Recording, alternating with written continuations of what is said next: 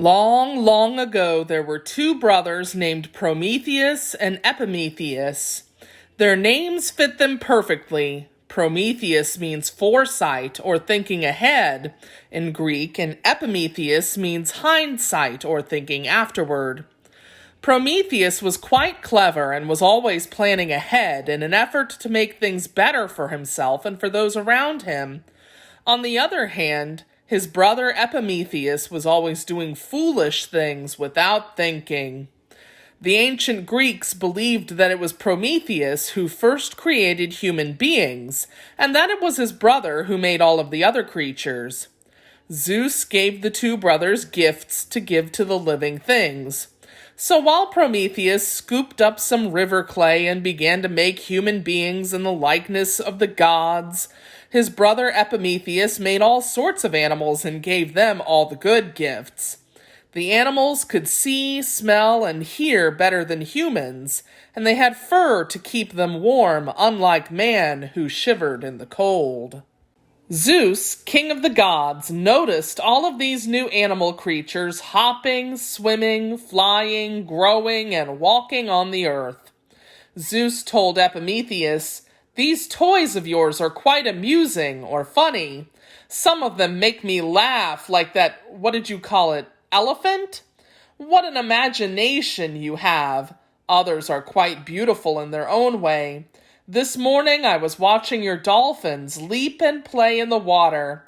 They are very graceful or smooth and elegant in their movement." To Prometheus he said, "But these humans of yours, what good are they? The other creatures are bigger, faster, or stronger. Humans just sit around. I think you should get rid of them and try something else." Prometheus, however, had something in mind when he created humans. He suggested, "Please be patient, great Zeus. I think you will be surprised and pleased at how quickly humans can learn and how useful they can be. Why, I plan to teach them to pray to you. Wouldn't you like that?" Zeus agreed that this sounded like a fine idea. "Very well, I will give humans time to prove they are worthy or useful and valuable. If they do not do so, however, you will have to get rid of them." Prometheus felt sorry for the humans, though. They had no fur to keep them warm, nothing to light the darkness, and nothing with which to cook their food.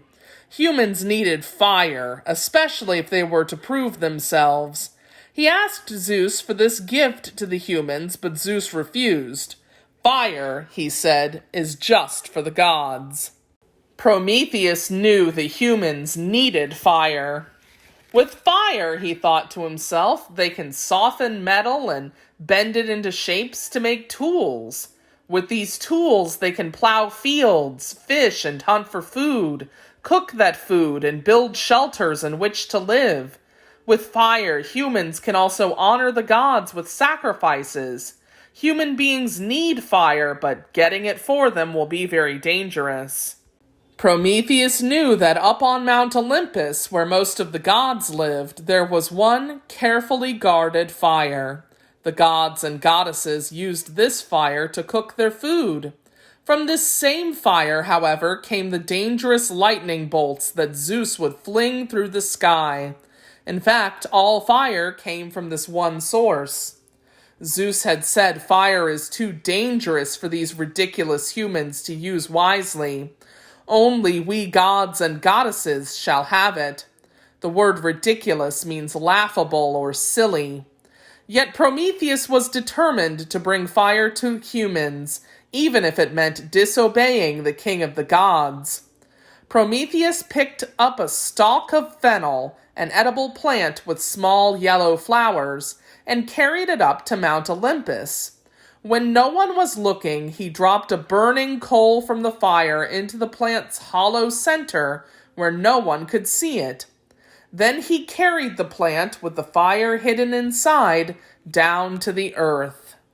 Not long after that, Zeus noticed smoke rising from the earth. Gazing down in amazement, he saw that humans were now doing all sorts of wonderful new things. Zeus thought, "It seems human beings really are worth keeping around."